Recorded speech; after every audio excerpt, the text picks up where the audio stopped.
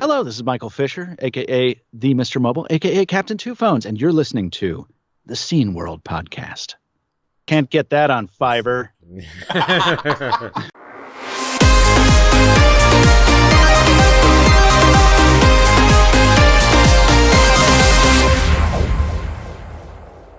Hello, folks.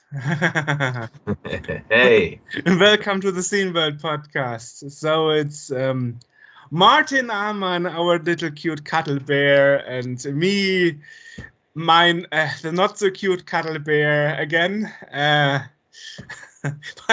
don't have female fans, so that's fine. Anyway, it's fine. I'm okay with that. So in a minute we will have double feature this time for the first time, and this will be two point-and-click adventures. One is Casebook 1899, The Leipzig Murders, from Gregor Mueller, and the second one is A Twisted Tale, also a point-and-click adventure from Eva-Ramona Rohleder. So two Germans, yeah. And Casebook 1899 at this time of the recording has 10 days left and still is 5,000 euros out, so it needs a final push. And and the Twisted Tale, however, is just waiting for a cent, so that's more likely to happen. So, but before we talk about those point-and-click adventures, so this episode is about how it is to make new point-and-click adventures in the retro field. The Leipzig Murders Casebook 1899 game uses pixel graphic, and A Twisted Tale uses more the graphic style of King's Quest 7 from Sierra, both from the 90s, but one is hand drawn and the other one is pixelated. Anyway, to the news, basically have three news. The first news was that there is a new Kickstarter for Commodore 64 PCs. You can either get a bare bone case or a whole PC put together, and despite they have the permission from the from the trademark holder of Commodore, it was shut down for a week because some company in Italy confronted Kickstarter saying it might be illegal use of the trademark, which actually was rejected, though the Kickstarter is up again. It's already funded over the top, so it will definitely happen. It is a spiritual successor of the Commodore 64 PC that was happening, I don't know, 10 years ago from Commodore USA, that was recreated, but it failed not because nobody would buy it, but the CEO of the company died. Oh. So the workers decided not to move on. So if you missed back then to buy your Commodore bread bin shaped PC, now you have your second chance, and it's going to happen because they already succeeded there. Well, the other bit of news is that both the Starship Troopers Terran Command game and the Teenage Mutant Ninja Turtles Shredder Revenge games both got released on June 16th, both on the same day. Very huge success on Steam. Number one, Starship Trooper was a very successful book, and also movie. And the last real-time strategy game from Starship Troopers was in the year 2000. So after 22 years, people were longing for another type of game like this. And I bought both games, the Teenage Mutant Ninja Turtles Shredder's Revenge, which is more an arcade successor game, and I both love the games. On top, the Teenage Mutant Ninja Turtles Shredder's Revenge also has a soundtrack that you can either buy on vinyl for people like you, for example, or people like me on CD who skipped the vinyl, or as they were called back in the days, records players altogether. So those are the three news I have to mention. You also mentioned that there is some news about the soundtrack of Reshoot R Proxima 3, perhaps?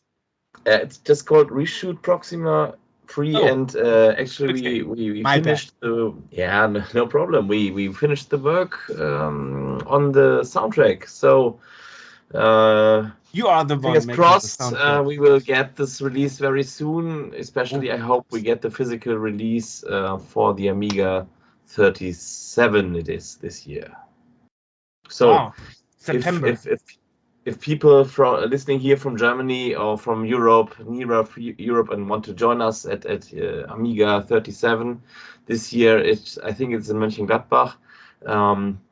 Then we can meet and greet, and we can talk about the work on the game, and perhaps listen to the soundtrack there. We will see. Awesome. Yeah, but also perhaps we should mention that at the last week of August, Gamescom announced to happen finally. Yes. Unfortunately, it looks like right now that more publishers are declining to go there rather than saying to go there. But at least the retro area will be staffed, but for the first time in 8 years, I will not be the one organizing the Scene World presence, but the two Martins are Martin Wisnowski, aka Notepond, and you, aka Ultras, will organize it. Yeah. So for the first time, I don't tackle with the organizers. Well, we'll give the best to get it on your level of quality. No. Oh gosh, really? I'm not so sure about that. Yeah. Yes. Well, so I can't really say much about it because I'm not involved this year.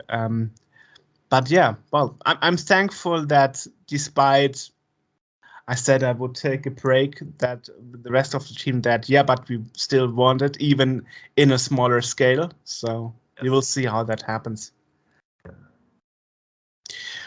Well, that would be it. So now I would say let's jump to Gregor Mueller, and after that to Eva-Ramona Rohleder. For the first time, I can pronounce the names of our guests. Correctly, yes. Wow. Of course, the interviews will be both in English. For your convenience. Well, though, let's jump to Germany. To Leipzig first, and then to Frankfurt. Bye-bye. Okay. See ya. We are talking to another guest, and this time we have Gregor Mueller. Hello, Gregor. Nice to meet you. Hi. And I found you actually do a German Twitch stream by Joachim Hesse, who is the right hand of Gronk, the German big YouTuber. And I thought we would talk about your new game that is currently under Kickstarter, which would be Casebook 1899, The Leipzig Murders. And from what I gathered, it's a pixel, old school point-and-click adventure where you have to solve murder cases. That's it in a nutshell. Nice. Let's start as usual with my guests. How did you get involved into making your own computer games, into your computer hobby, and finally making this game and going on Kickstarter to fund it? Because what I read on your homepage was you are originally an author of crime books. Crime novels. Exactly. I took the very long way around to game development. but well, it all, I think it's all started when I was a kid, when I started to play games, and when I really got into the old LucasArts adventures and some crime fiction adventures like Sherlock Holmes and stuff like that. And then as I grew older, I kind of got away from the PC and from games. I started to study archaeology, and there was always a historical interest I had. But then later, when I started to work, but not as an archaeologist, but as a researcher for documentary films, I got back into gaming. And then some years ago, I got back into gaming adventure games as well, because I think in the early 2000s, there was like, they were the hard times for adventure games. And then I got interested in them again in the 2010s, the late 2010s. There was a lot of good stuff out there. And then I started to write a series of crime fiction. And last year is kind of a Corona project, and I always had this interest in how to tell a story and how to tell a story maybe digitally. And so last year I experimented a bit with how could I do this, because as I said, I studied archaeology, I work as a researcher, I'm not a big programmer. There was always an interest in it's like I learned a bit of Python some years back, but it's like, I forgot all of that already. So I experimented a bit around, and then I found, now the tools are so accessible that even me, a writer, a researcher, an archaeologist or ex-archaeologist can do game dev. And that's how I got into it. Nice. So what are you using for developing the game? I'm using Visionaire Studio. That's the basis of it. It's really accessible, but it's also flexible enough, and like it has a broad range of what you can do. It's not limiting at all. It's like it gives you a lot of easy to use tools. So it's like after a week I got a character moving within a scene, and there were clickable objects, and there was like an inventory that was really fast. And then but then it also lets you do more intricate stuff that I wanted to do. And it's like, before that I tried out Unity, the 2D Unity, and it's like after a week I was like, oh yeah, look, there's a formless shape that it can move from right to left. And I said, no, at this pace, this game is never going to get finished. And so that's why I looked at Visionaire Studio, which I can only recommend. You mentioned LucasArts. Well, the predecessor was Lucasfilm.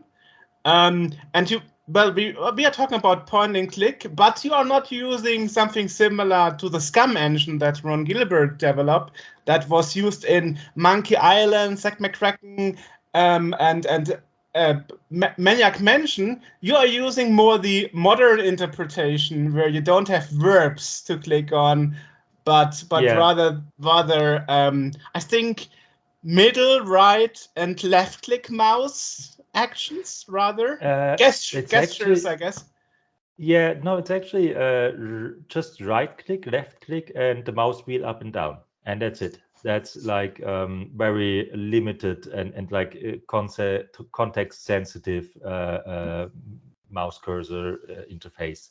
So yeah. Interestingly, in the US interview, you said the reason why you went with the pixelated graphic style is you can't do it better. Is that really true? Well, wait, that is out of context now. I said there's two things. There's two parts to this question. Okay, sure. One is actually because it is a callback to the old games. It's a callback to the games that made me fall in love with video games and this medium.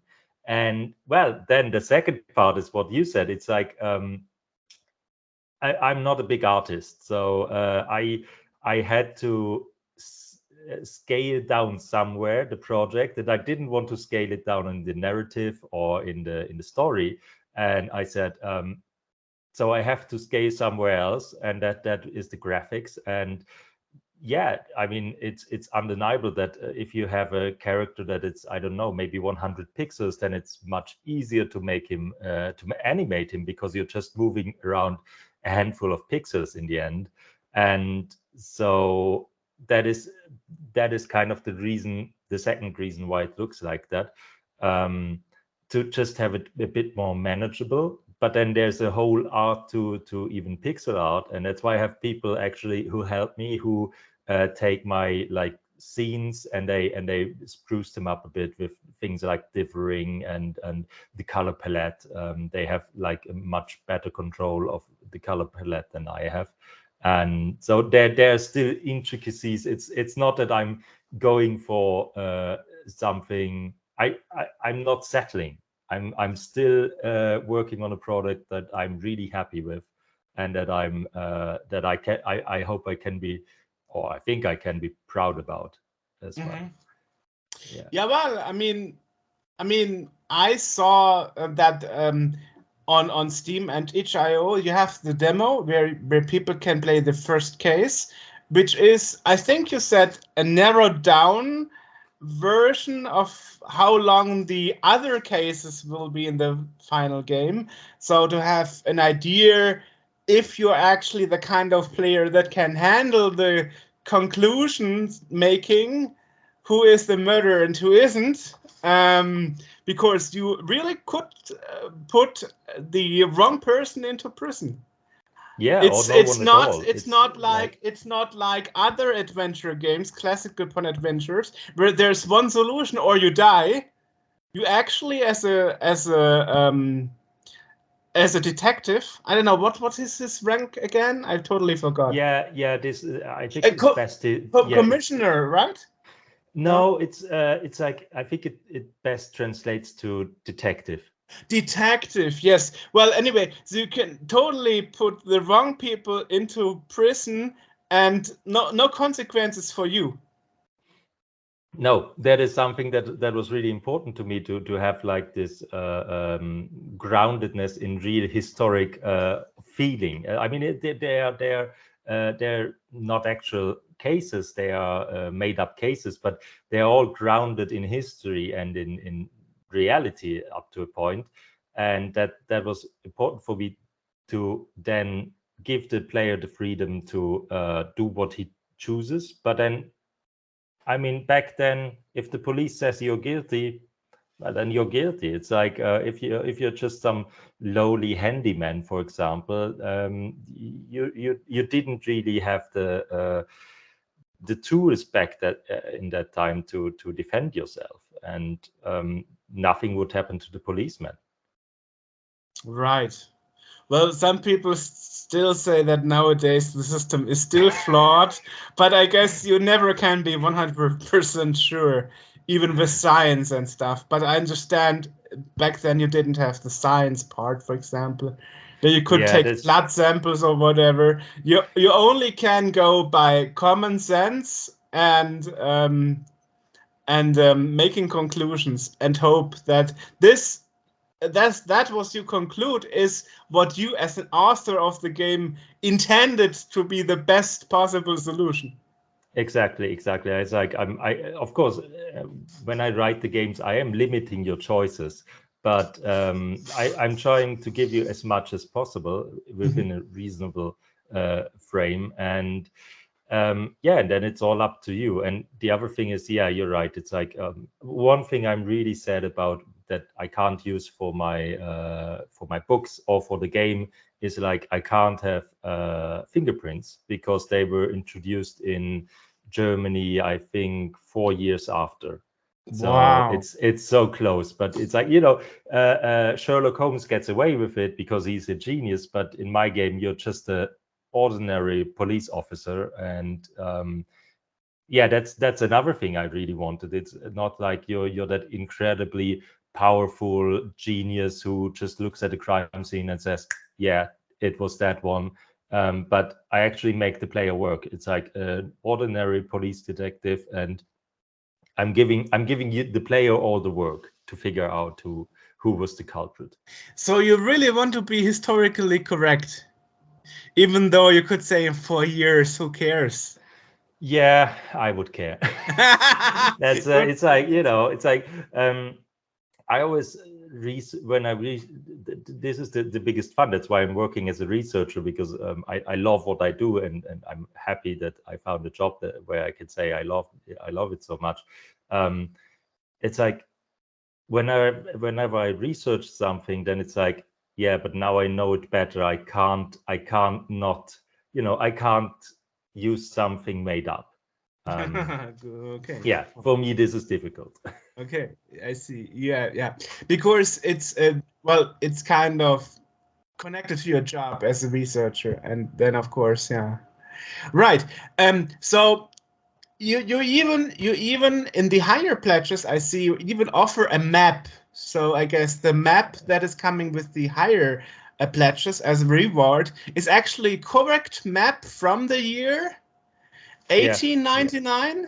Yeah, it's like it's not so close to the map that's in game. Like in game, there's a map. It's a really pixelated, idealized version. It's an even more detailed map that I've made. I didn't make it. I had a what's it called? A designer make it from actual city plan of the time of 1899, and this is like something now I'm she made a black and white version, and I'm right now coloring it in, and I always want I also want to print it like with a little color shift, like the press has been misaligned, like with some colors are a bit shifted, and that is something I look forward to making, because it's something I usually do what I like myself. So this is something I wanted to have. I want to have in my hand to have a map with all the places in the game, and then on the backside there will be some details on the places, because I'm mixing actual historic locations that you can still visit today with like archetypal locations like offices or garden or something like that that could have existed like that, and then yeah, so with the map it's like I want to have it, and that's why you get it if you back the Kickstarter. Nice. Well, the higher tiers at least. Well, what I've really found interesting is the story interrupts with cutscenes where you are sitting in a room with a blind woman, and I find this artistical way of impressionizing what she can hear and making it pulsing in blue very, very interesting. Yeah, this is something, because it came from the books. I have to go back to the book series now. That's it's like a device to tell the story. Is that every evening this detective comes home and tells his blind landlord, what do you call it? Female landlord, a landlady. No, landlord is correct. Yeah, there is no femalized version. There's no landlady. What a shame. Yeah. And he tells her what he experienced in this day, what he did, and then it's like she's like this a little bit like Miss Marple figure. Like in the end, in the books, she gives him like maybe the important hint. But he still has to do the work, and that and another character translated really well into the video game, and that's why I had them like that. It still has this structure, like he starts to tell his female landlord his day, and then each case wraps with the same thing, that they're in the same room, and she's like reward system, like she in the end tells you, yeah, I don't know, are you sure that's the right conclusion, maybe you should better go back and get and have another look at the case. Can you? And yeah, I mean in the demo the case is over, but you can go back and choose another conclusion. You can always load your earlier save game, But in the game, it would go on. Yeah. Okay. And how I did this graphically is it was really inspired by it was some 3D horror game. I always forget how it's called. And there you could you're playing as a blind person, and you could make a noise, and then everything around you would emit its shape as the sound waves hit that object. And I found that so cool. That's why I took it for my game and kind of translated it into a 2D environment, even though a lot of people think it's a ghost world. Interestingly, so that means you can be a total asshole as a player, ignore all the little hints where the landlord tells you, or the game itself. Perhaps you should go another route and just could say, I don't care, I put everybody in prison. For me, everybody is guilty at least a little bit. So you can really decide if you want to be a good or a bad cop in a way. Yeah, well, I mean, not again within a certain frame, range, within reason. Like you could get the wrong person into prison, but the character will always have a reason for that. It's like he will not in the game, he will not put someone behind bars that he is convinced is innocent. I mean, you as a player could know better, but the character you're playing will be convinced he's doing the right thing. So at least you are not officially evil. Exactly. Yeah, interesting. Yeah. So you in a way you can't break the game. Yeah, no, not like that. I'm sure people will find other ways, but not like that.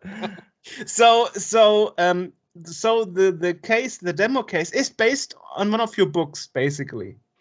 No, not really. I mean, they're all their own cases. It's like with the game, but the I style. wanted to. Yeah. The style, like the whole game. With the game, I wanted to kind of ask or answer the question that no one asked: what happened between the first book and the second book? Like the first book takes place 1898, and the second book at the end of 1899.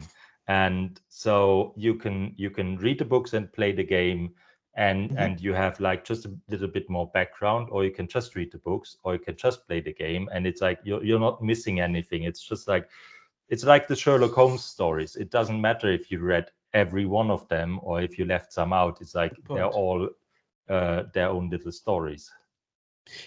Some people commented in Steam on the forum of the game that you should reconsider making English voiceover artists talking in the game. What happened to that? Yeah, that's always been a stretch goal. So in the Kickstarter, if it gets really successful, that can happen. Like more languages, like first more text languages, and then also more voiceover languages will be available. But for me, because it comes from the book series and because I'm writing it in German, and again with the authenticity, it was important for me to have it voiced in German first of all. And actually, I have yet to find a person for whom this is a deal breaker. It's like all the beta testers and basically everyone who reached out was like, oh yeah, I loved it. It's like I put an option in there to switch it off, and it's like no one did it. It's like I think one person until now said, oh yeah, I switched it off immediately. It was going on my nerves. But most of them are like really happy to hear German voiceovers. Well, which it depends. surprised me. It depends, I guess, because normally I always play every game and so on in English. But in this case, it was the first time that I said, like, no, I can't stand the German voiceover and read the English text because I know both languages fluently. And my thought was like, wait, would I have translated would I have translated what is said with those words? Would I have used other words when I translated it? So it totally destroyed the gaming experience for me because I know both languages, and I guess most of your beta testers who played it in English, or the people on Steam actually that said it's not a deal breaker for me, they are not native German speaker or speak German in on that level that they would think, is that translation correct or not, or but that is probably also it's a like problem. So I'm forcing you to play the game as it's intended to be played with German voiceover and German text. Exactly. Or if you absolutely have to play it in English, you could switch off the German voiceover. I also saw, since you are offering the demo, you actually have an entry on Steam. You also could go early access on Steam if you wanted, and fund the game while it's still developed. But you didn't go this route. Yeah, because then the problem is like I think now it's too late.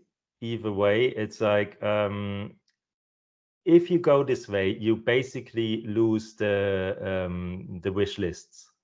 I considered this, and I think if I do it a second time, if I even go back to Steam, which I'm not sure at all, because I didn't have a really positive experience there with Steam. So bad. It's like before I went in, it was like, I don't know why all this hate for Steam from developers. And now I'm like, yeah, I'm 100% with you. It's terrible. It's like, yeah, it has the biggest player base, but it's so indie developer unfriendly. It's terrible.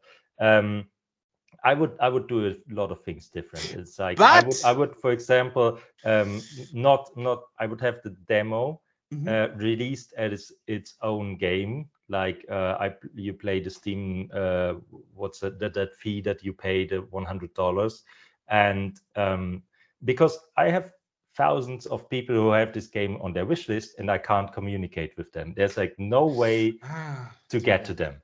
Too bad. And this is something, yeah.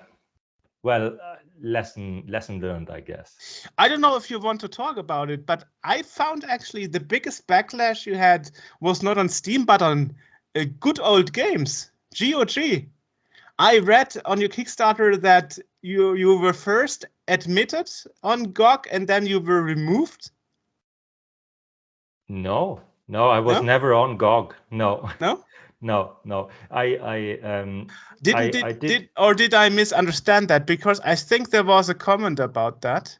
Oh yeah, no, I don't know. They were talking about Cyberpunk. There was a discussion about which is better, itch.io or GOG, and there was something like that, right? Yeah. I remember there was a discussion in your community section about good old games. Yeah. Yeah, this had nothing to do with Casebook. This was about a general discussion about GOG and DRM-free websites. Exactly. Yeah, I see it now. It was a DRM-free discussion. Yeah. And somebody suggested to go over GOG or something. Yeah, but honestly, the thing is, compared to any other services, Steam was the only one that always committed to saying, in case we ever go down, we will release a DRM-free version, so you really can own all your games. Really? Whether that will really happen, I don't know. But yeah, no, I don't know. To hope for them to go down to get DRM-free versions, I don't know. It's like for my game, I finally I gave in. Because I'm a solo developer, I wanted to just do Steam. But then, as I said, I was kind of fed up with Steam a little bit, and so many people were asking for DRM-free versions that I decided, okay, I'm gonna go to itch.io, and and I actually made my first money on itch. It's like, after 1.5 years of developing, someone donated €2. Thank you. Wow, nice. Yeah, so it all paid off now. So right now you need a bit of a push, because I think you are around 62% or something. Yeah, I think 65 maybe. 65. It's like two. I got 2/3 now, more or less. Ah. Yeah, the problem is it only shows the percentage number on the app, not on the web browser. Ah, really? Yeah. Perhaps I should look at the app then, so we can be certain here. Yeah. Yeah. So it's 65, as you said, right? Yeah. 65. Yeah. Yeah, and at this time of release, so tomorrow, it would be 8 days left. So hopefully, it still can be done. But as I said earlier in the stream of Johesse, I really hope that in case, let's say it's very close, that you might try it again in the future, because it's a game I really want to play. I really enjoyed the first murder mission, and I really like how the mechanics work and the decision making and the atmosphere. And I mean, you even have cutscenes where you go to the horse wagon and it drives to the other location. So you really have a big attention to detail, and that's really what I like. The atmosphere of this game is really unique, you know. Thank you. Yeah, I'm putting a lot of details in there. Just as I said, I'm doing this, like most of it I'm doing for myself. I'm not thinking about, oh, is it something the player really wants? It's like, yeah, but I want this detail. If he's moving to the west from his position, I want the horse wagon to go from right to left, and if he's going to the east, I want him to go from left to right. It's like, small details that only I care about. Well, it's for me, it's probably job related, because in my daily life I'm a tester for medical software. So I see those little nuances in software development and bugs and little details in design that probably other people don't see, because they don't have this A of detail or the A of for detail. So this is probably just me, but I was like, wow, he really took this little tiny last bit of attention to make this right. Where 80-90% other designs would have done like, let's mirror it because people will not see the difference anyway, and for the game it's the same sequence, so who cares, Yeah. But you really put a lot of effort in it. Yeah, well, No, I do, but it's I think this is probably like the benefit of doing it as a solo dev and only as a hobby. So far, it's like, I can also afford to do this. Like, I have no boss, I have no CEO on my back who says, yeah, but finish it. It's like, until now, I mean, if this Kickstarter is successful, I have like thousands of people in my back, or hundreds at least, who I promised to that the game would be finished. But this 1.5 years, but I took the time to learn all of this first of all, and then to make it. It's like I said, it will be ready whenever it's ready and when I'm happy with it. And yeah, I think you said like end of 2023. Yeah. That is something I feel comfortable with, because as with the demo, it's like I don't want to promise things I can't then fulfill, and that's why you get the whole case with the demo, because first of all I had to find out for myself if I can do this, like with this mechanic, because the gameplay mechanics are quite advanced for a point-and-click adventure game. They're quite involved, and I had to find out, am I able to do this? So this was a technical test as much as trying to convince other people that I could do it. First of all, I had to convince myself. And that's why you get the demo. So you can see I'm actually up for this. I'm not promising something I can't fulfill. And also, if I go on to develop the game in my free time, the end of 2023 is something I'm comfortable with, to say I can release it by then, and it could be ready even earlier. But yeah, it's like at least in 2023. Or if it's not 100% ready, because they're single cases, I could even release it as like episodic cases. Like you will get this game in 2023 and maybe one last case then in 2024. Like the Telltale games, for example, Monkey Island or Sam & Max. Exactly. I think these or like the the Dark Side Detective. They're always putting out another case, and it works well because it's right. With these cases, it's already in an episodic format. So it's not a hopeless case. Okay. Let's hope not. Well, you mentioned LucasArts, a predecessor Lucasfilm. Compared to them, in games like Sierra, you actually could die pretty easily. And in LucasArts/Lucasfilm games, you only could die if you really, really ignore all the warnings that this might kill you. How is it in your game? Can you actually become a murder victim? No, you cannot. You cannot. It's something that I said. I always loved the LucasArts formula of this really vanilla kind of Monkey Island. Yeah, if you go over there, you fall down the cliff, you come back up. There's a snarky joke about Sierra games, and that's it. That's the maximum it will go to. There is no game over. There's no but you arrested the wrong person. It will always go on. It would be an interesting twist, though. Suddenly you are the victim, and then you are, as a ghost, trying to solve your own murder. Oh yeah. But that's a bit too close to Lamplight City, I think. That's for Casebook 1900. Exactly.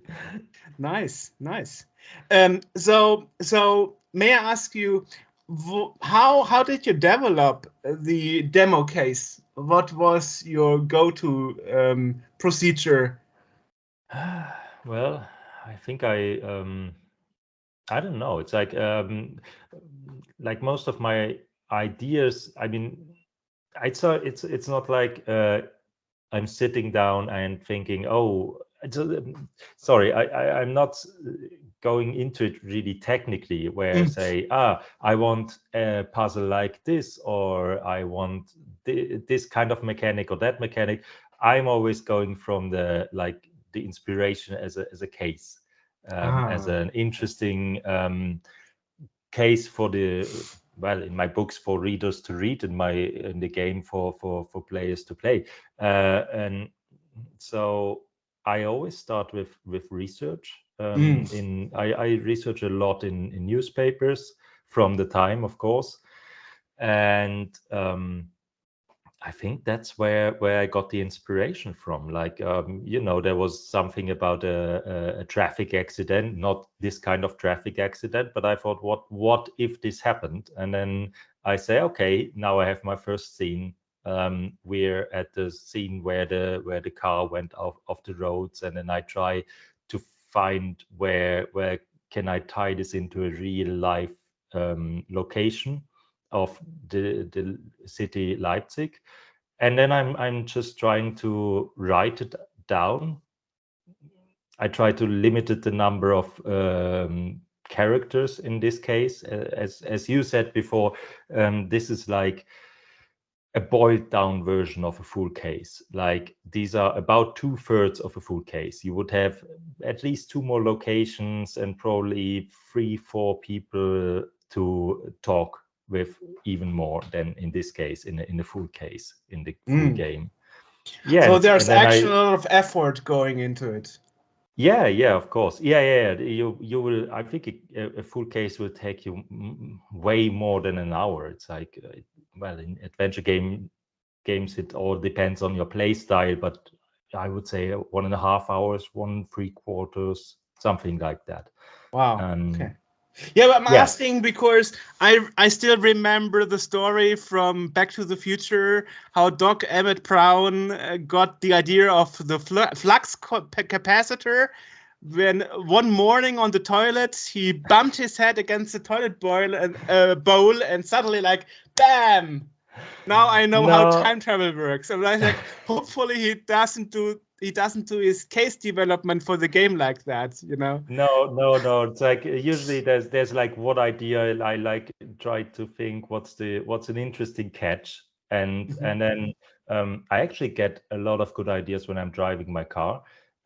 So I always have like on my phone like a dictaphone app. You know, I can whenever I get an idea, I stop the car, I get my phone out and I speak it into the phone, and then then I can go on driving safely. Yeah, so it's that, and then I'm sitting in front of my PC and try to somehow make it work. But it's really coming from dialogue first, from story first, then dialogue, and then gameplay mechanics. Those techniques I've read are actually against writer blockage.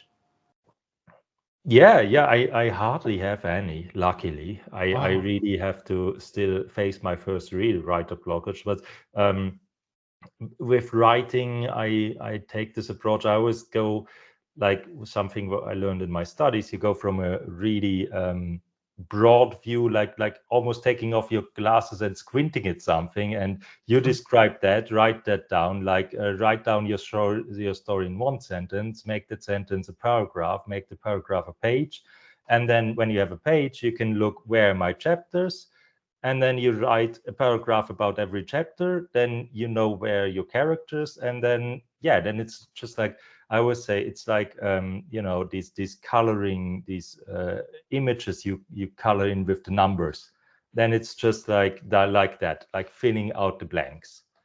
Awesome. So that's my process for writing, and it's similar with the game, but I always then take a break, try to implement what I have, and then this kind of informs also the puzzle design. Like when I have a scene, for example, I know what it looks like, I think what kind of objects could be there, and then with that I maybe have an idea for a puzzle that is there to solve. So I'm doing everything a bit at the same time.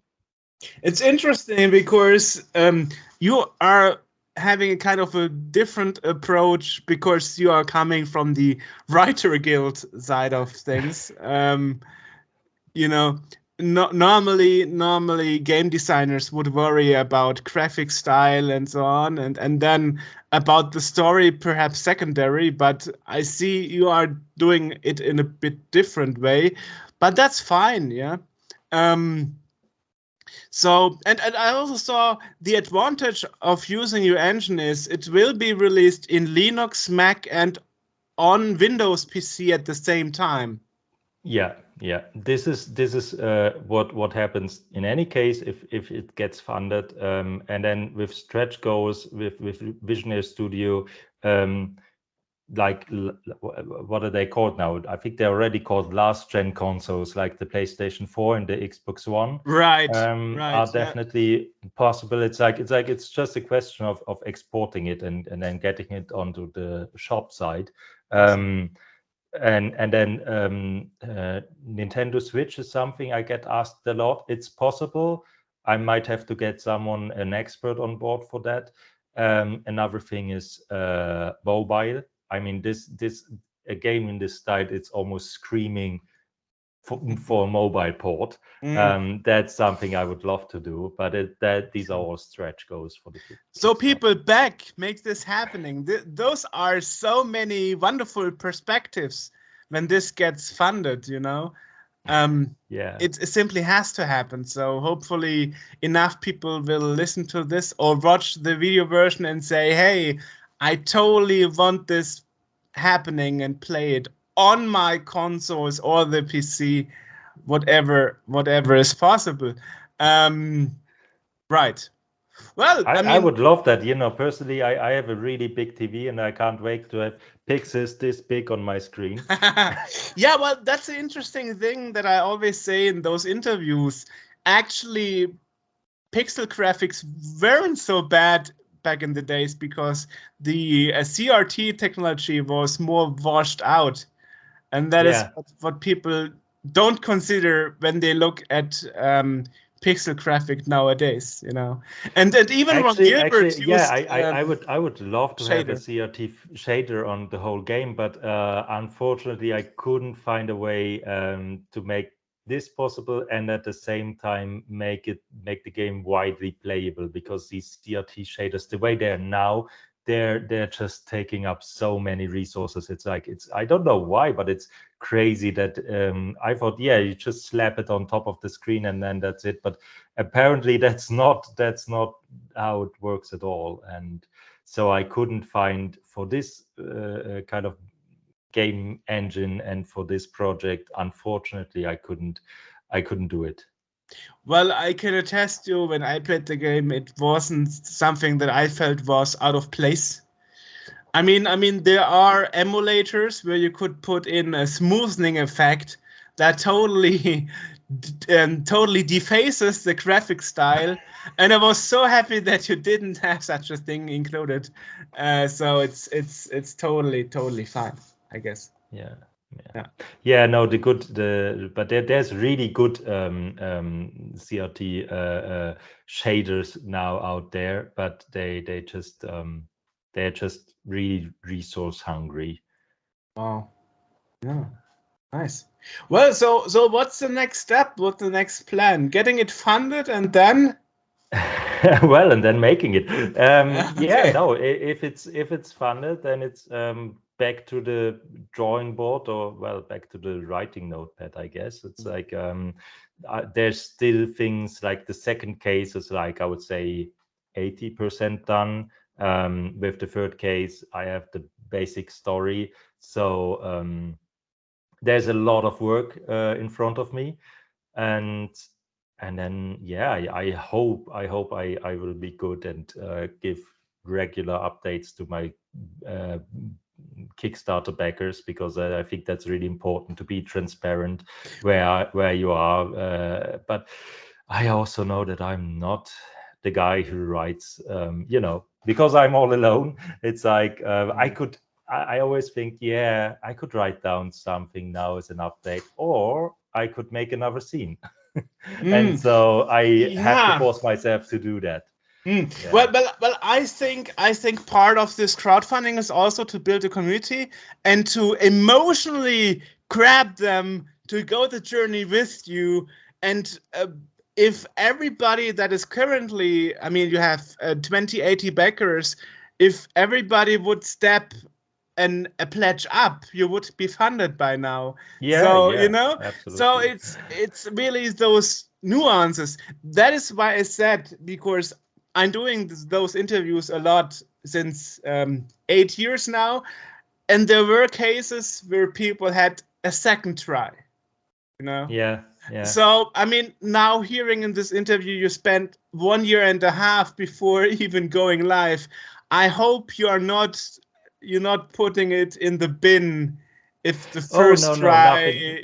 Nothing ever gets put in the bin with me, because it's like each idea I have, if it's for a book or for something else, it's like, if it doesn't work out to be one thing, then I'm like, but maybe it will be another thing. Like the idea for the the I think third case in the full game is an idea that didn't work as a book.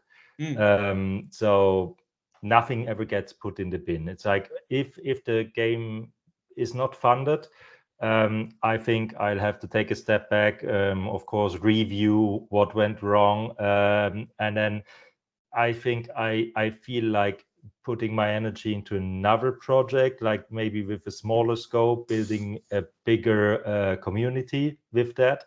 And also I want to try out another way of funding, and then maybe after that I'm ready to go back with that to this. But I don't know. Maybe we're talking about eventualities that Who knows? never happen, because all of the people who listen to you who listen to us or watch us are funding the game right now. Hopefully.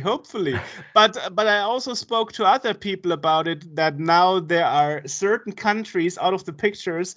It's making things a bit difficult, even for crowdfunding, because you don't have so much sources for money anymore, which is a sad thing. Is it something people see in a difference? Yeah. It's interesting. I never thought about it. I was thinking, with the Steam Fest, which just wrapped up right now, I thought it was interesting because I read something about a lot of bots playing your demo, which I feel like that is the case, because it's like the numbers of people who downloaded the demo from China is through the roof. And it's Wow. but if you look at my Kickstarter page, not one pledge from China. So I don't know if Kickstarter is even a thing from China. But anyway, let me tell you, in this recording, for everybody to listen to, I volunteer to help if there is ever a need for a second round. I volunteer to help. Thank you. I'm sure. I hope I. Let's hope it's not necessary. You're already helping, so. Yeah. Well, thank you. Well, I'm trying. I'm always trying to invite and talk to people that are doing things that are really interested in and think people would benefit from, because it's such a unique game. It's not like the 100th same kind of point and click adventure that you can see every day. It's really something unique. Thank you. Yeah, that's what I'm trying to do. It's like, it's not the next MMORPG scam on Kickstarter. So. Oh yes. Well, some things take like 7 years to release. That is true. So where can people find about it and get their pocket open? Well, first of all, on Kickstarter, of course, it's like if you look for Casebook 1899, you'll find it. You can find Casebook 1899 on on Twitter. Sorry, not on Twitch. I'm not on Twitch. I think Twitter is like where I have the biggest community, and there's a website. You can sign up for the newsletter. You will also get updates maybe about other projects there. And awesome. Yeah, but the best place I think where you should go right now is the Kickstarter, first of all. Awesome. So good luck with that. Wonderful. Thank you. So thanks for taking the time and talking to us about it. Not a problem. Today we have another interview, as always, and today we are talking to somebody from Germany this time. And this time it's Eva-Ramona Rohleder. Yeah. Finally, somebody I can pronounce, Yes, nice, because it's in my mother tongue. And so you are a Frankfurt developer, and you currently have a Kickstarter called A Twisted Tale. And actually, you have been successful to me, your project, via the Kickstarter algorithm. And I think that was because we both back the Casebook 1899, the Leipzig Murders project. And probably somehow the algorithm thought like, hey, you back this game, you should also back the other game, because you are both common backers, It feels a bit like Facebook, but losing money because you back more projects. But never mind. Normally I start with asking our guests, and also, of course, this time also you, how did you get involved into computer games and finally designing your own game and go crowdfunding? Okay, so hello first. Yes, well, I'm always been a nerd. I'm always been a nerd girl. I grew up in a household with a computer, and my father was very techie and computer nerd. And so I grew up with all this computer stuff. So one of my first words was floppy, for example. And well, he played a lot of games, and I was always in front of the computer. And yes, with 6 years, I become my own computer. I couldn't write or couldn't read, but I had a little post-it with all informations for MS-DOS, so I could start the X-files and all this stuff. And well, yes, I was always a big fan of games and computer and all these things. I also had my first internet website with 13 years, I think so. Yes, and I wrote mods for Oblivion, and yes, I always tried things to make with a computer. So one of my great passions was point-and-click adventures. In this time, in the 90s, or in the end of the 80s, in the 90s, point-and-click adventures were very famous. Yes, you know, Monkey Island was a big thing, and also Broken Sword in the 90s, and King's Quest. And this was very interesting for me, and I'm also a bookworm. Yes, I read a lot. And point-and-click adventures always was like a fusion between books and gaming. I also played other stuff like, I don't know, Nintendo and everything, yes, but this point-and-click thing was always a connection for me between those things that I like very much, so reading and playing games. And so it was always a great passion for myself or for me. And well, I'm always with computers and all the things, and I work as a media designer here in Frankfurt. And last year I draw a picture, I draw a portrait in a comic style. I wanted to try a little bit a Disney style. I draw in my spare time. And then I saw my protagonist, my main character, and in this moment I didn't know that she would be my main character, but I draw her and I was thinking like, oh, she would fit very good in a point-and-click adventure. And it was a thing in my mind, and it kept in my mind, and it was all the time there. And then I started thinking about, okay, when she would be in a point-and-click adventure, what could be her story? And so the idea grew up, and yes, it was very bigger and bigger.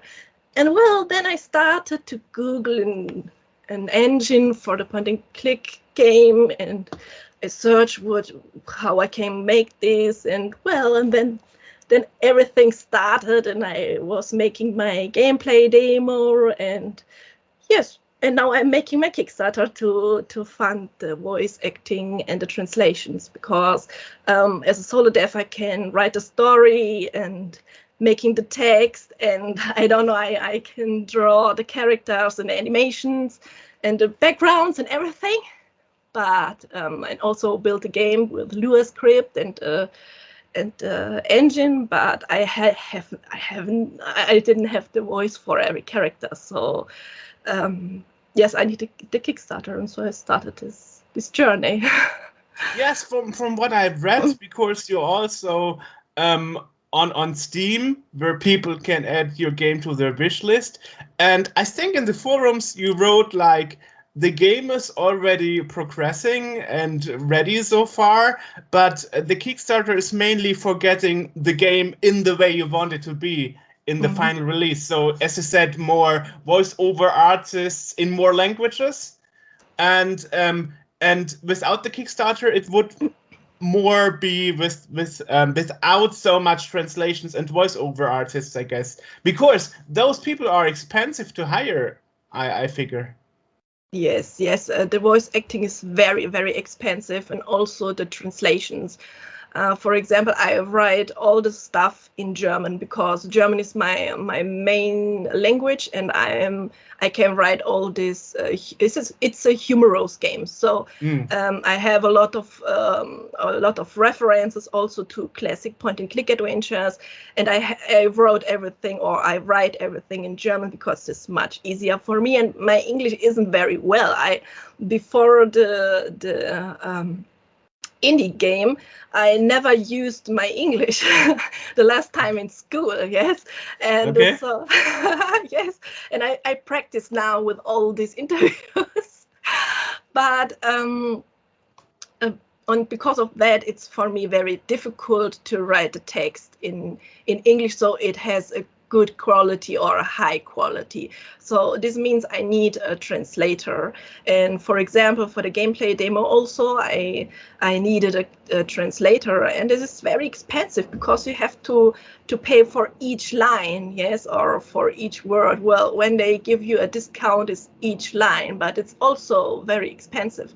And my game has a lot of dialogues and a lot of jokes and comments from the main character. So she is like in Curse of Monkey Island, you can click everywhere and she gives a comment. And this means that I have a lot of lines and a lot of text. And the other side are the voice actors. I have now voice actors who are very professional, and they say they work for pro bono because they are so professional. I never could pay them. Also with the Kickstarter, and they like really the game and says, oh wow, it reminds me on the old games and the old point-and-click adventures, and I like the style and I want to help you. But well, there are also people who have to work very hard for their money as a voice actor, and they can't say, I work for pro bono. And I don't want to have only people for pro bono, because at the end the game also will be on Steam, and well, I don't think I will be getting rich with the game, but it wouldn't be right if I would took the game into Steam and all the people who helped me worked for free. So it's very it's important for me to have a funding to pay these people. And yes, so it's not easy to make this without funding. When you really want to have a voice over and translations, you need the money. Yes, of course. It's interesting that you go through so much length to do that, because even companies who have the money, like Rockstar, they never translated like GTA series, you know.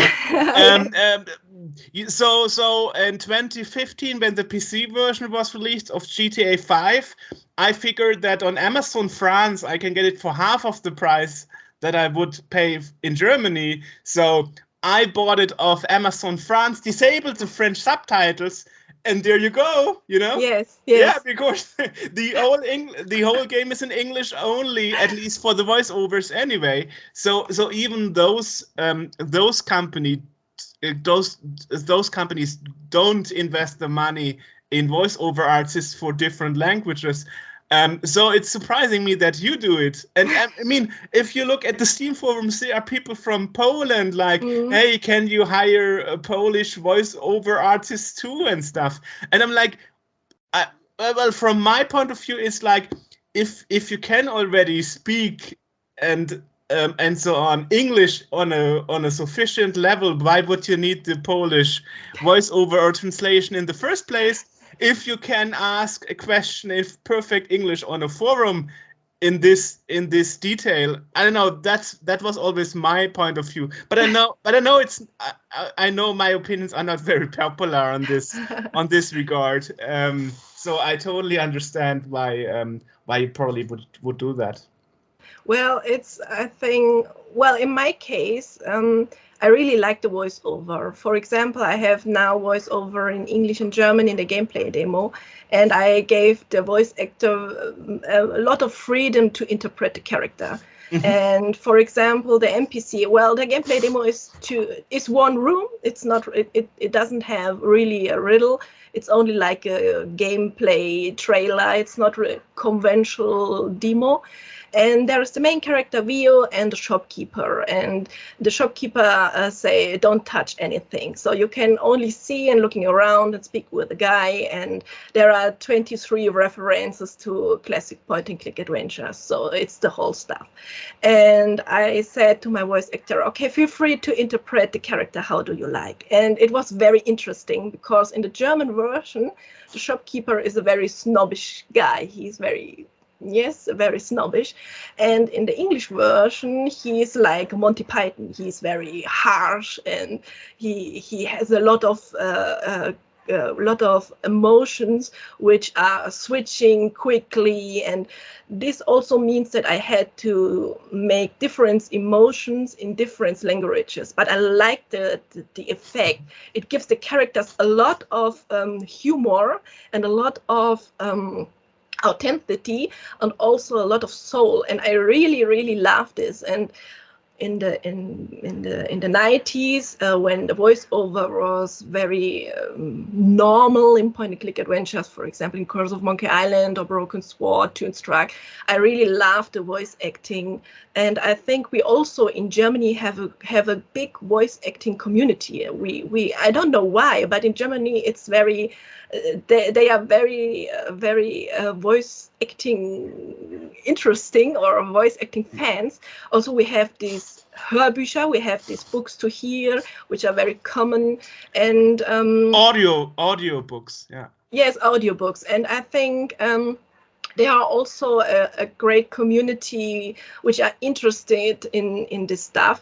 Well, I also wanted to make the game for the English community and also for the rest of the world, so I have to make a English version. And so it was like for me a logical consequence that I make it with voice acting. But yes, it's not common, I think so, in this time. Yeah. or not in every I mean, back in the early 2000s, there were different ways of saving money. For example, the Game Boy Advance version of Broken Sword, right? Yes. Before you start the game, you can select the language. So in comparison to the PC release and other platforms, they didn't do a separate release for the German market, for the English market.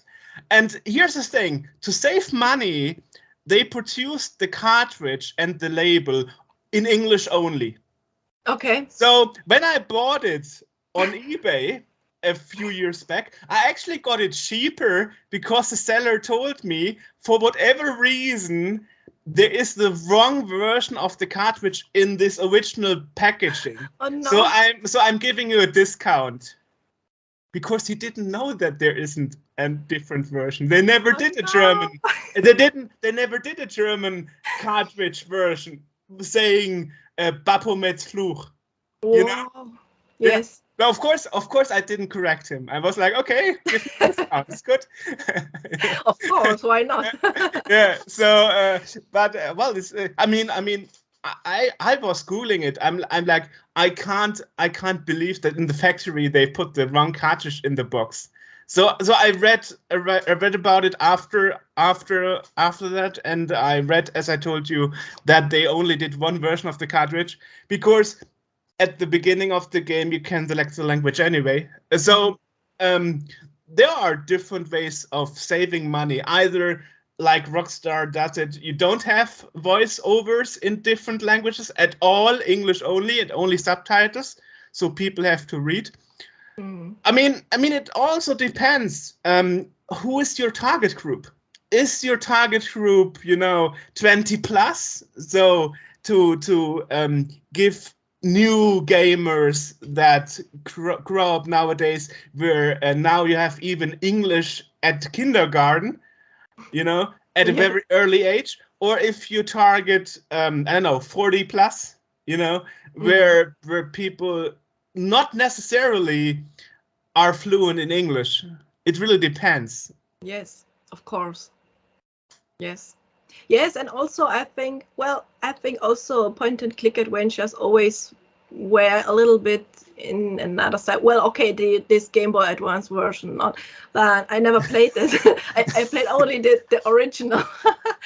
But yes, there was also the time where point-and-click adventures were almost dead, I would say, and I think it was also a try to make a new version of the old stuff, which was very successful without put too much money into this, because the original game was yes, it was like a milestone, but yes, I think it's always I think it's difficult, and I think also the point-and-click adventures were always very voice acting, or very had a lot of voice acting, and a little and was always trying to make new things or new technologies to implement in the game until the 3D versions in this time the point-and-click adventures were, yes, it was. There's one exception. Grim Fandango was a very, very successful 3D adventure. Yes. One of the few very successul 3D adventures. Of course. And for me, it's strange because Monkey Island 4 is similar in the look and feel, or also with the keyboard, and you have to, yes, it's, for me it was very similar, but it wasn't so successful like a Grim Fandango, for example. It's interesting. In this case, it was successful and it works. Well, I don't know. I'm not an expert in 3D adventures. Well, so as we talk about graphic style, what I figured when I watched at the trailer and played the demo that you offer, I think on itch.io and Steam, right? Yes. And the animation reminded me a bit, I mean, like missing animation frames, I would say, reminded me a bit of King's Quest 7. Yes. The whole style, Mm. Is that intentional?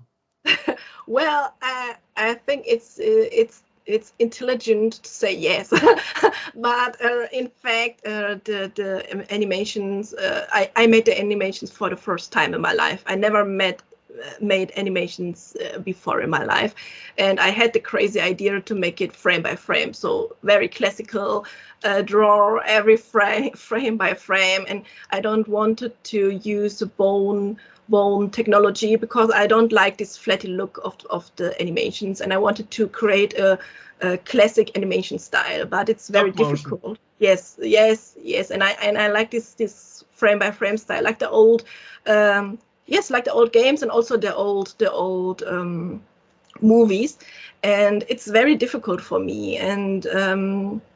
And yes, I always try to make it in this case in like King's Quest or Curse of Monkey Island, but they were brilliant. Yes, this animations, and I always try to make it good, but it's not so easy for me. And well, I'm happy when you say it reminds you of you. Well, I think it's really good. Well, the thing is, games like King's Quest 7, for example, were designed with the technology in mind they had available back in the day. So I remember that there had pauses in the game or in the animation, so the quad speed CD-ROM drive could catch up with loading the next animation scene. So and nowadays you don't have such problems anymore because you're not playing it on a CD drive. I think it's a different technology and a different reason. But I mean, you're right in that regard that when the not the latest Larry, but the Larry game before, I think it was like 5 years ago, the team that took over actually, well, they kept this animation style of the original Larry games. So when I did an interview with them at Gamescom, and I asked like, so this is probably because it's a promo right? And they were like, no, it will be like this in the final game. So nowadays people copy a lot of old styles just to make people remember those old games, like Yes. So as I understand, in your case, it's because you don't know it better. Well, not only, but it was also style decisions. Yes, I don't wanted to have these bone animations which are more modern. I wanted to have this old look. Because of that, I had the frame-by-frame animation style. But the way how the animations looks like, well, it's a thing because I can't make it in another way. But I also prefer to, well, when the Kickstarter will be successful, and if we can have a stretch goal, I hope so. Maybe I can have someone who can help me with the animations, because I wanted to have this frame by frame style, but I know that, for example, the walk cycle needs to need a little bit more love or something. But it's also that now my animations are better and better. For example, yes, you are still walking, and I'm working on the game every day. Every day I'm drawing. Every day I'm making animations, and it's impressive how your knowledge grew up. But well, I'm not a pro animator, but the whole game should have also the nostalgian look, or should have a traditional look or classic look. So yes, it's like you say, a modern game with a look like the old games. So you have these memories and this look and feel. Because when I started to make a Twisted Tale, I had the idea in my mind. I want to make a game which is not a copy of the old games, but which had this feeling of the old games. So this thing that you have when you're thinking about this old game. So this feeling that you have when you're thinking about the old games you played. So Okay, yeah. Because, yes, okay. because of that, nostalgic feeling. Yes, all this, but not only copy the look or something like that. And I was started to think about, okay, what is this thing that I'm thinking about when I think about the old games? And I had, for example, Curse of Monkey Island in my mind, King's Quest, well, Broken Sword, of course, but it's another look, another style look. And I started to think also, okay, how can I make the graphics, for example? And I chose the way with a scanner. Yes, I make all the graphics with paper and ink, and I took it in the scanner and I colorize it digitally. And it gives also the whole game a classic look. Yes, but the colors are with the modern technology, and the graphics are 4K. So it's not only copy paste old style. I try to make a new game with the feeling of the old games. I see. Interesting. And now, how is it with the puzzles? I mean, I remember, there were different kind of point-and-click adventures. Like Sierra, you could die a lot, Yes. But in Ron Gilbert's game, for example, Monkey Island, you can't really die.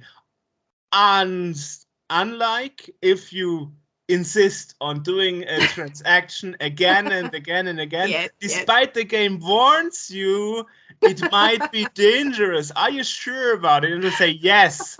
So you can really kill yourself if you want to. So the thing is that nowadays adventure games, if there are new adventure games, they have, easier puzzles, more hints, even Thimbleweed Park has a helpline you can call. But back in the day, King's Quest 7 or Monkey Island, if there wasn't internet back then, so if you didn't have a friend who had another idea, you were stuck, at some point in the game.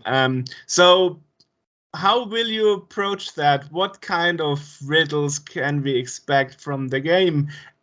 Of course, try not to spoil too much. Okay. I just wonder, are you more the hardcore, or will you do it like many games, like a casual mode and a traditional classic riddles mode or something?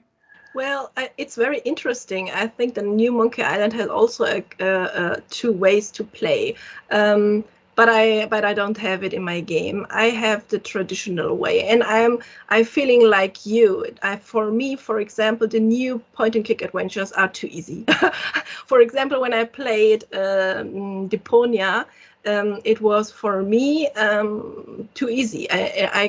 When you are a hardcore point and click adventurer, you have an idea of riddles and you scan the situations and you know directly, okay, this item and this and this and not this. so much hardcore. No, I always went with long plays and walkthroughs, to be honest. Okay. I actually made the mistake the other day, like 2 years ago, that I played Thimbleweed Park in the casual mode without any walkthroughs, and then I missed something, and it took me an hour and YouTube videos and walkthroughs and scanning through 2 hours of video to find what I missed. So I'm not stuck in the game anymore. So I highly regret that going the way I would, without looking in the solution. Okay. Because finding what item you missed at which place with which character, oh my God. Yes. It took me two years to get the motivation to unstuck the gameplay. And and friends ask me, so how did you like the game? Did you play through it yet? Not really. Yes, well, okay, yes, I understand. But well, one thing, you can't die in a Twisted Tale because I don't like this. Okay. I don't like this because for me it was very frustrating. This dying things. I think no, I don't like this, and I don't have mini games in the adventure because I also don't like. Well, there are two types of mini games in point and click adventures. One type with is a little bit more logical in the situation. For example, Curse of Monkey Island in the very first beginning, and you have these cannonballs and the skeletons, and you have to shoot to them. It is very simple and little, and it doesn't have to make a big thing about this. You don't stuck in this situation. It's a little bit to have fun, or the banjo thing. It's fun, and there are other mini games in point and click adventures where I have to imagine that it's like a wall. They wanted to stop you, so you have to make this, and you stuck often in the situations, and I don't like this. So in a Twisted Tale, I have a very classic riddle concept. So the Twisted Tale has chapters. So every chapter has a main goal, a main situation. You have a main problem. And to solve this problem, you have to find items and talk to people and have to make other things. As for example, in King's Quest also, you had to speak with one person and help another person to get an item to took this in this part and make this. And I like this connection of the riddles. So my riddles are also very connected. And this was also a reason why I don't have a real demo at the moment, because the riddle of the first chapters are so connected to each other that for a demo I had to make a new little story, new riddles, new tags and all this stuff, because when I don't have, for example, a room and with a closed door and you have to open this. You have always the freedom to go in your world around, like in Monkey Island, and talk with people and all this stuff. And so I don't have these riddles like in the newer games. You are often riddles that you have a situation, have to solve, and I don't like this to linear this stuff, so they are very connected. And well, it's a humorous point and click adventure, and the people are a little bit crazy in this world, and so you have to make strange things with unconventional items also, like a little bit Monkey Island. Okay. Yes. You know what I mean, I think so. Yeah. Well, you have been criticized by some people on the Steam forums for your demo. Like, you really should think if you want to release such kind of a demo that hasn't any gameplay. Well, I don't know. People are a bit harsh, you know. I don't know. Well, right now there are a lot of point and click adventures coming out. It seems, you know. Yes. Yeah. So, actually, what platforms are you trying to cover? Just PC? Yes, in until now PC, so on Mac, Windows, on Linux, and yes, Mac, Linux too. Okay. Yes, Linux too. Yes, and also the demo you can use in Linux. And well, I have to look. It's also a thing of money, like many things. The port for consoles, for example, is need a lot of time, and it's very difficult and a lot of effort. And there are a lot of little indie publisher who helps you and make it more easier. But well, they don't want to work for free. And as a solo dev, you always have to look. Will I use this time to make this, or will I use this time to make that? Sure. And yes, and until now I have only for PC. But well, we have to see what make the Kickstarter. Let's see. But I think yes, until now it's only on PC. So you said PC, Mac, and Linux, right? Yes. So Windows, Linux, and Yes. Mac. So it's basically what the engine offers. Yes. All right, I see. Well, so right now you are halfway through being backed, right? Or no, even more. I think like 70% or 7. Yes, Oh, 70 nice. and something. Wow. Yes. It's crazy. It was for me was total crazy, because I'm always a person who is more like, oh, let us see. I'm not sure. I'm not like Elon Musk. So, wow, I'm the greatest, and this is the greatest game. And yes, I think it would be easier when I would be a little bit more like this character, or a little bit. But I'm always like, I'm always a little bit like, oh, I'm not sure if the people and I hope they like it. But it was a lot of pressure, just this Kickstarter to make, and when I have to push the button, I had a lot of notifications in my mobile phone. You know, my friends and family and everyone. Oh my God, today is the day, and I was like, oh my God, I know. But when I pushed the button and I started to make a post on Twitter. I see in the other window that the number increase of the backers, and it was like mind blow. It was like, oh my God, there was people who was really waiting until this point, and it started crazy. It started for me really crazy. And yes, we will see how it's going on. I hope it will be successful.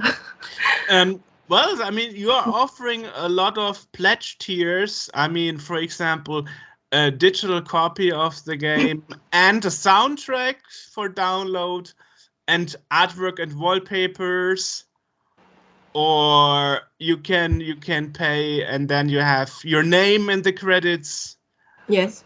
And so on, you know. So well, for me as a collector, unfortunately there isn't anything physical. I mean, you know, a physical box released, but I understand as an indie studio. There is a box. You can add a box. When you have a physical reward. Yes, but because in Kickstarter it's a little bit difficult to implement add-ons. You can only say add-ons with shipping or not shipping. And so I can't say when you have a reward with physical items and you have the shipment, so you don't need to pay another shipping for the box. So it's not possible. So I have to make the add-on only for people who have physical items. So the box come into this. And yes, I took the box into this because, well, it's a box. We need a box. Weird. It's a retro Okay. game, and well, then I have to ask you after the interview, because I totally missed that. I thought there isn't any physical release. There is. Of course. Okay. Huh. So perhaps I have to change my pledge then and add some add-ons. Okay. Okay. Interesting.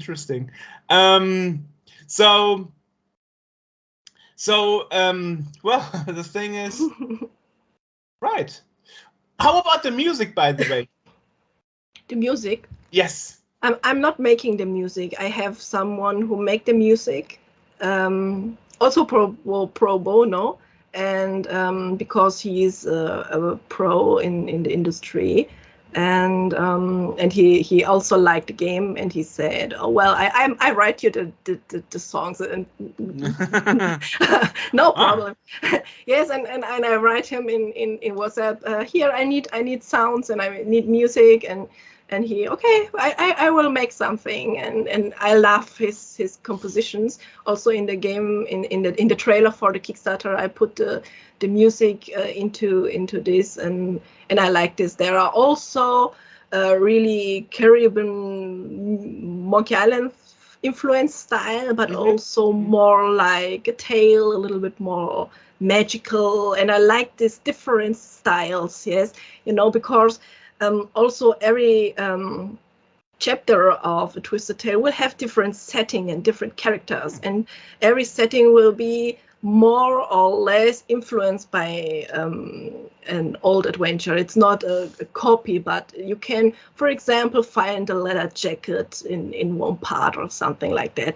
And I like to play around with different situations and different settings and different characters. And well, of course, there will also be pirates, for example. And this gives the musical a lot of freedom. Yes, you can make very different looks of the music style, and I like this, and I think the soundtrack, digital soundtrack in the rewards will be very interesting and very, very, very nice, because they sound great and are very different. And wow, I'm a big fan. Okay. I'm a big fan of the music. So sounds like you have the right friends and people Yes. work with you. Of course. Yes, I had a lot of luck. The guy who makes the music, for example, is a contact that I have from one who make the Broken Sword 2.5, the fan project. Wow. Yes, I know one of them who made this game. When I was a teenager, I had a chat contact with them, and we have contact until now. Yes, it's like friendship now. And he said to me when I started the game, he said, well, and when we had the game, the fan game from Broken Sword, we had this one guy who made the music very well, and here's his WhatsApp.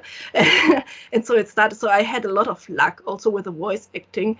For example, the English voice actor for the Depressive Death, who is a very professional voice actor with, don't know, 30 years working as a voice actor.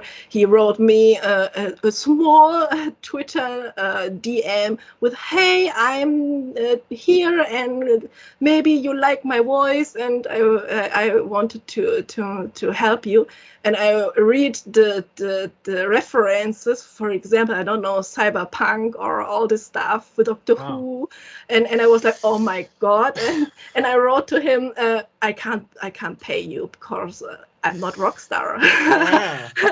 And well, yes, I have a lot of luck, I'm not sure if Cyberpunk 2077 is a good reference anymore. Well, but the voice acting wasn't so bad. The voice acting, I really like the voice acting of the game. Yeah. Not the bugs, but right. I'm not talking about the voice acting. Yeah, About Whoa, nice. Well, so how many chapters will the game have? 7. Wow. Okay. Wow. Hopefully I will not be stuck for 2 years like a Thimbleweed Park, but that's totally my problem. I'm not a game finisher. I'm always like, there I spend 30 minutes, there I spend an hour or two, and then I'm not to make a game that I really finish in one session or one try. Ooh, that's hard for me. I don't have the patience to stick with the game for long. So I'm always playing 10 next to each other or something. Right. Wonderful. So the Kickstarter is going well. So the thing is, you will also release it on Steam. So right now, of course, I mean, you have been in shows, you know, and many people already have it on their wish list on Steam, but they are not really for backing the Kickstarter. So So is there any backup plan or something, or do you plan to release the game anyways, even if the Kickstarter would fail for whatever reason? Because I mean, you have it on Steam, so I guess you are kind of supposed to deliver in any way, shape, or form. Yes, well, and there's also itch.io, which is very easy to give to upload a game. It's much more easier than Steam. Steam is really difficult to use as a diff. Yes, of course. I also have a plan B for everything, because you never have a guarantee that it works. And I really want to finish this game. And well, with the voice acting, I have to look. Yes, I think I have. Well, when the Kickstarter would be failed, I have to switch the voice actor, for example, or I have to look about other voice actors, or maybe yourself. Yeah, yes, or this. I think better than without voice acting. But yes, these are decisions that I have to make. Also with the translation in English, for example. And I don't have the money to pay someone who make the translations. I'm not sure how I will make this happen, because the humor and the dialogues are. Yes, for me, okay to translate, but the sense of the humor is very special, you know. And yeah, I understand. Yes, and you need someone who has this know-how, who can make this. This, and well, it's depend. Maybe I can find someone who is very friendly and helpful, or not. Yes, well, I mean, even if you are professional, I mean, look in the film industry, for example, Spaceballs in German is a lot worse when it comes to the English original. Just remember the scene where they meet Pizza the Hut. And in German, they just call him Pizzi, and you don't have a reference at all, you know. Yes. Or the scene where they have the traffic jam in the radar, you know. And in German, it's just marmalade and strawberry, and you are like, why is there more marmalade in this scene, in the water dripping out of it? That doesn't make sense. Yes. So even there you have the problem. No, I'm just asking because it's very, very untypical, because normally crowdfunding projects are only releasing it on Steam after the funding was successful, and not before. And you are doing everything at once. And Well, so yes. it's kind of a gamble, but of course you will be I hope you will be motivated to push on. I mean, I had Kickstarters. I interviewed people that had to do the Kickstarter like 3 times, you know. Mm. Do it, try it a second time, try it a third time, get more promotion, get more out. But of course, the way it looks like, you will easily make it. Well, hopefully this interview helps a bit. I hope. Yeah, so it's just something I mentioned. It's just something I noticed. I was like, wow, she really goes all in right from the start. That's very unusual. So that's why I tackled this, you know. Yes, well, it is. I can make the game. Yes, I can make the graphics, the text. I can build the game. So I make the game. It's my thing. I like to make this game, and well, the Kickstarter is really only for make this more quality or a higher quality with the voice acting and the translations. But yes, in the normal way, it is more. The Kickstarter is more important, I would say, or more. Yes, you need it really because you have, for example, people for the graphics or for the build the game. And this is one thing that is a good thing when you are a solo dev, that you can make this whole stuff, so you can make this. But on the other side, it is also the difficult thing or the danger of the thing, that the people could think, oh well, why she need this stuff, or why she need this Kickstarter, because maybe there's another project which needs more, because it's, I don't know, have a programmer who have to pay. But this was really a thing that I was afraid for, that the people don't understand that that what this means for me, or what it means this for the project. And I wasn't really sure if the people are also passionate like I in voice acting and all this stuff. But well, okay, in English, I have no idea how I can release this without a Kickstarter. So it's a little bit like a normal Kickstarter. So for the English version. Well, your English is a lot better than you think. Thank you. You're welcome. You're welcome. And I'm not saying that because I'm speaking English with everybody all the time, but you know, one difficulty of doing this podcast is convincing everybody your English is fine. Nobody will care about your grammatical errors or your accent. We just want to understand you and get your thoughts behind your project. So it's all fine. It's all fine. Yeah, you know. And I remember asked once in a panel, I asked somebody who also is a solo dev, and I asked how is it? And Tommy Rico interrupted me. It's cheap because you don't have to pay anybody else. Yes, this is one thing. It's really very helpful, of course. But the other side is you have to make this. Yes, when you are, and I don't know, when you are ill or something, or you have a down, for example, for the creative is down, and you think, boah, and also all this Kickstarter stuff, and also the community and communication is very time intensive. You need a lot of time. And for example, I have to look every day in my social media stuff, because when I don't make this, I lost the whole thing. There are so many notifications, and I don't can work. So you have to be also very disciplined. You have to make this, because when you don't make this, it's like a wave, and it comes over you, and you are totally lost. So I understand it's cheap, of course it is,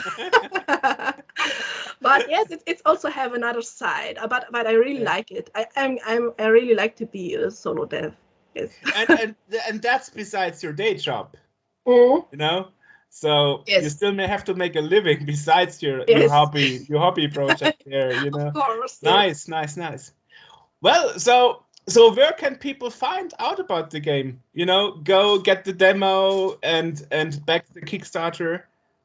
Yes, well, on Steam and itch.io there are the gameplay demo and informations about the game. Well, on itch.io not so many things like on Steam. I think in Steam there are more detailed because I often forget to put the text into itch.io because I have so many things, and sometimes I think, oh, on the website I don't have this. So I think the most actual things are always Steam. Well, itch.io you can download also the gameplay demo. I have the website twistedtale.de. It's also in English, but the domain is German. Well, on the Kickstarter is very, very big, the campaign. You can see everything very detailed on Kickstarter. I think at the moment it's the most detailed told stuff about A Twisted Tale. And on Twitter you can see at Tale Twisted, so the name is Twisted, Twisted, at Tale Twisted. You can see the progress of the game. Yes, Awesome. When I make a new scene or a new character. And on Wednesdays I'm on Twitch, and you can see how I make the graphics, and you can put your ideas and also in this progress. So for example, I made a character, a needle-phobic tattoo artist one day, and I had the community in the chat, and they put something like, oh, he need a bandana on his head, and he need a beard, and he need his tattoos, and they say, oh well, a tattoo here and Awesome. and yes, and when you like to influence the game, so jump into social media and also on Discord. So you see, I'm always in many corners. So Of course, yeah. We will yes. put that all in the link list to the podcast description. Okay. Nice. Yeah, well, of course. So people can participate a lot. Yes, Wonderful. yes, I really like this influence of the community, and this is also a thing because A Twisted Tale will be released in chapters, so I can put the community more into the progress of the game. Because in a normal way, when you make a game, you make the whole game, and then you hope it's everything fine, and you release, and then you can't change things. And I really like the influence of the community, and so I can also modify, for example, the riddles. Yes, I can see, or it works like I think, and also I have my testers, but it's only one part. For example, in the gameplay demo, you have a ballpoint pen, and the shopkeeper say, do not touch, and you can have this. And when you try it again, you can take this. And when I look at the Let's Plays, many people don't try this. Yes, and I was thinking when I implement this in the game, I was thinking, well, it's a little bit like a classical thing, that in the first time another person say no, and in the next one says yes, and but the people don't try it, and this is very interesting because my testers made this. And so you see, it's very interesting, and I like to implement more the community also with the creative ideas, and yes, for example, with the Twitch. And so because of that's also a reason why I released the whole game in chapters. Yes. Interesting. Well, Yeah. thanks a lot for your time. Learned a lot today about about the game and what you are hoping to achieve with it. And hopefully it will be successful in the wonderful game. I'm really looking forward to that. Thanks a lot. I hope so. Thank you for the invitation. It was a lot of fun. Thank you. No problem.